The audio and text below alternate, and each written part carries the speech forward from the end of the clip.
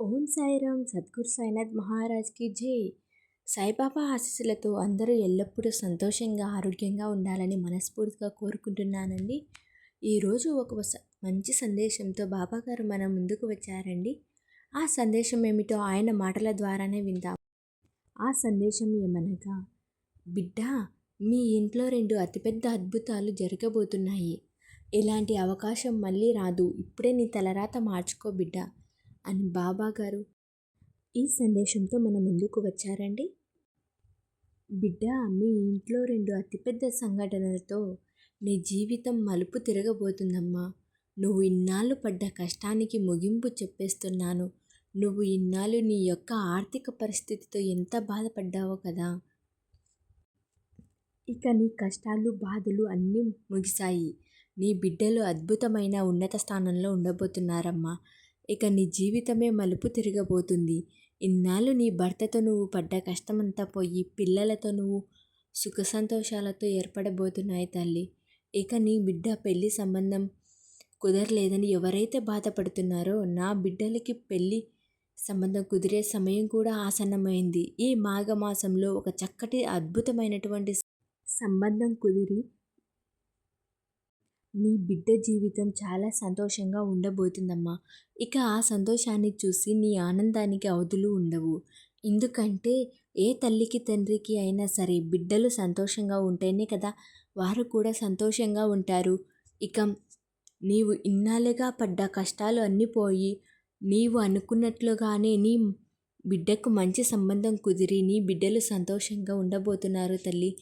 నువ్వు ప్రతిరోజు కూడా నా దగ్గరకు వచ్చి అందరూ బాగుండాలి అని అందరి మంచి కోరుకుంటావు కదా. అందరూ నీకు కావాలని నీ ముందు నీ చుట్టూ ఉన్నవారు మాటలు నీకు తెలిస్తే నువ్వు తట్టుకోలేవు బిడ్డ. ఈ ప్రపంచంలో అందరూ మంచివారే, నీ వారే అని నమ్మి అందరితో ప్రేమగా మాట్లాడుతున్నావు. ఒక ముఖ్యమైన విషయం చెప్పనా బిడ్డ, ఎవరైతే నిన్ను ఎదిరించి మాట్లాడతారో, నీకు వ్యతిరేకంగా మాట్లాడుతున్నారో వారిని నమ్మవచ్చు. మీ ముందు ఒక మాట, నీ వెనక మరో మాట మాట్లాడే వారిని అస్సలు నమ్మవద్దమ్మా. అలాంటి వారిని ఎలా గుర్తించాలి బాబా అని అందరూ ఒకేలా ఉంటున్నారని అనుకుంటున్నావు కదా. దిగులు పడద్దు బిడ్డ. అలాంటి వారిని కనిపించేలా నీకు నేను చేస్తాను. చీమకు కూడా హాని కలగబెట్టని నీకు నేను సహాయం చేస్తాను. నీ సాయి తండ్రికి నీకు రక్షణ కవచంలో ఉంటాడని గుర్తుంచుకో. ప్రతి ఒక్కరూ నిన్ను గౌరవించేలా, అందరూ నిన్ను గౌరవించేలా గొప్ప స్థాయిలో నిలబెడతాను. నీకు ఓటమి వచ్చినా కూడా దాన్ని తట్టుకునే స్థాయిని నీకు ఇస్తాను. నువ్వు జీవితంలో ఓడిపోయినప్పుడు, ఇతరులు అవమానించినప్పుడు, అలానే చేసినప్పుడు కూడా నీకు బలంగా నేను ఉంటానమ్మా. ఇప్పుడు నువ్వు ఓటమి నుంచి బయటపడాలని 1000 రెట్లు ఉత్సాహాన్ని నీకు అందించడానికి వచ్చానమ్మా. నీకు తోడుగా నేనున్నానని చెప్పడానికి ఈరోజు నీ సందేశాన్ని తీసుకువచ్చాను. నువ్వు కోరుకున్న మార్పు, అనుకున్న పనుల వాటి కోసం, నువ్వు ఏదైతే అనుకుంటున్నావో దానికోసం నువ్వు కాస్త కష్టపడాలి, ఓపికగా ఉండాలి. ఇలా అన్నీ చేస్తేనే నువ్వు కోరుకున్న మంచి స్థానం దొరుకుతుందమ్మా. నీకు చిన్న బాధ రాగానే కుంగిపోవద్దు. మనసు నిండా ధైర్యం తప్ప అసలు భయాన్ని రానివ్వద్దమ్మా. నీ కష్టం నుంచి ఎలా బయటపడాలో ఆలోచించు. నీ ఆలోచనకు కావలసిన శక్తిని నేను నీకు అందిస్తానమ్మా. ఒక్క విషయం గుర్తుంచుకో, నువ్వు కింద పడిపోవాలని నీ వారు కాదు. అలా కోరుకునే విధంగా ఏమీ జరగదమ్మా. నేను జరగనివ్వను కూడా. ఇంకా చెప్పాలంటే నిన్ను ఎప్పుడు కూడా నిలబెట్టిన వారిని ఆశ్చర్యపడేలా చేస్తాను.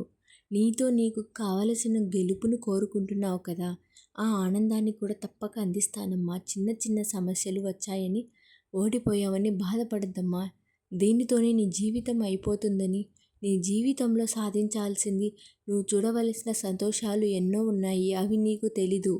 నీ కోసం నేను నీ జీవితాన్ని అద్భుతంగా రాసిపెట్టాను. అద్భుతమైన భవిష్యత్తు నీ కోసం ఎదురు చూస్తూ ఉంటుంది. నువ్వు ఏదైతే సాధించడానికి పుట్టావో, ఒకవేళ ఎవరైనా తప్పు చేస్తే వారిని క్షమించమ్మా. అలాగే పదే పదే తప్పు చేస్తున్న వారిని నువ్వు క్షమిస్తున్నావంటే అది సరికాదు తల్లి. 1-2 తప్పులను మాత్రమే క్షమించు. ఇప్పుడు నీకు కష్టాలు ఉన్నాయని నాకు తెలుసు తల్లి, కానీ అవేవి కూడా శాశ్వతం కాదని గుర్తుంచుకో. నీకు వచ్చిన కష్టాలు తొలగించడానికి నేను ఉన్నాను కదా. అవన్నీ నీకు నేను తొలగించి ఆనందం ఇవ్వాలని నేను ఎప్పుడు కూడా ఆరాటపడుతున్నానమ్మా. ఇక నీ జీవితంలో మార్పు వల్ల రాజయోగంలోకి అడుగు పెట్టబోతున్నావు. ఇక నీకు కన్నీరు వెలకట్టలేని ముత్యాలాగా మారి నీ జీవితం బంగారుమయంలా మారబోతుంది. ఇక నువ్వు రాజయోగాన్ని అనుభవించబోతున్నావు బిడ్డ. అంతా మంచి జరుగుతుంది, ధైర్యంగా ఉండు. ఏదైతే ఉన్నాయో మీ ఇంట్లో 2 సంఘటనలు జరుగుతున్నాయన్నాను కదా. ఒకటి, మీ ఇంట్లో పెళ్ళికి సంబంధించిన ఒక మంచి అద్భుతమైనటువంటి శుభవార్త విని నీ జీవితంలో వెలకట్టలేని సంతోషంతో చాలా ఆనందంగా ఉంటావు తల్లి. బిడ్డ, ఎప్పుడు కూడా 1, 2 తప్పులను క్షమించు, కానీ పదే పదే మనవారే కదా నీకు క్షమించుకుంటూ పోతే అది నీ చేతకానితనంగా లెక్క పెడతారు. అలా చేయడం కూడా చాలా తప్పమ్మా. ఒకవేళ క్షమించడానికి పెద్ద తప్పులు చేస్తే జాగ్రత్త పడు. మొదటి తప్పితే జాగ్రత్త పడు. నేను చెప్పిన ఎవరైనా ఇలా తప్పులు చేస్తే అసలు నీ జీవితంలో కోలుకోలేనటువంటి మోసపోయేటటువంటి నువ్వు ఉండిపోతావు. అందుకే బిడ్డ, ఎవరు ఎలాంటి వారో తెలుసుకొని చాలా జాగ్రత్తగా ఉండు. మీ ఇంట్లో జరగబోతున్న ఈ 2 సంఘటన వల్ల నీ జీవితం చాలా చాలా సంతోషంగా ఉండబోతుంది. ఇక నీ బిడ్డ ఉద్యోగం కోసం ఏదైతే ప్రయత్నిస్తున్నారో, నీ బిడ్డ ఏదైతే కలలు కన్నారో ఆ కలలు కన్న ఉద్యోగం తప్పకుండా వచ్చి తీరుతుందమ్మా. ఇక నీ సంతోషానికి అవధులు ఉండవు. ఇక మీ ఇంట్లో జరిగే ఈ శుభకార్యాల వల్ల ఇక నీ జీవితం అంతా ఆనందమయంగా ఉంటుంది.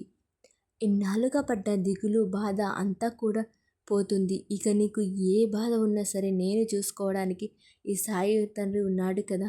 ఇక ధైర్యంగా ఉండు. ఎప్పుడు కూడా ఎలాంటి కష్టం వచ్చినా సరే ఆయనే నాకు దారి చూపిస్తారని చాలా మనోనిబ్బరంతో ఉండాలి బిడ్డ. అప్పుడే నీకు వచ్చిన కష్టం కూడా నిన్ను చూసి పారిపోతుంది. కాబట్టి బిడ్డ, ఎప్పుడు కూడా సంతోషంగా ఉండు, ఆనందంగా ఉండు. నీ జీవితంలో ఉండే దిగులు, బాధ అంతా తొలగిపోయి సంతోషంగా ఉండేలా నేను చూస్తానమ్మా. అందుకే ఈరోజు మీ ఇంట్లో 2 సంఘటనలు జరగబోతున్నాయి. ఆ సంఘటనలు మీ జీవితం అంతా సంతోషంగా మారబోతుంది బిడ్డ అని మన బాబాగారు ఈరోజు ఈ చక్కటి సందేశాన్ని మన ముందుకి తీసుకువచ్చారండి. ఈ సందేశం మీకు అందరికీ నచ్చిందని అనుకుంటున్నాను. ఓం సాయిరామ్. సద్గురు సాయినాథ్ మహారాజ్కి జై.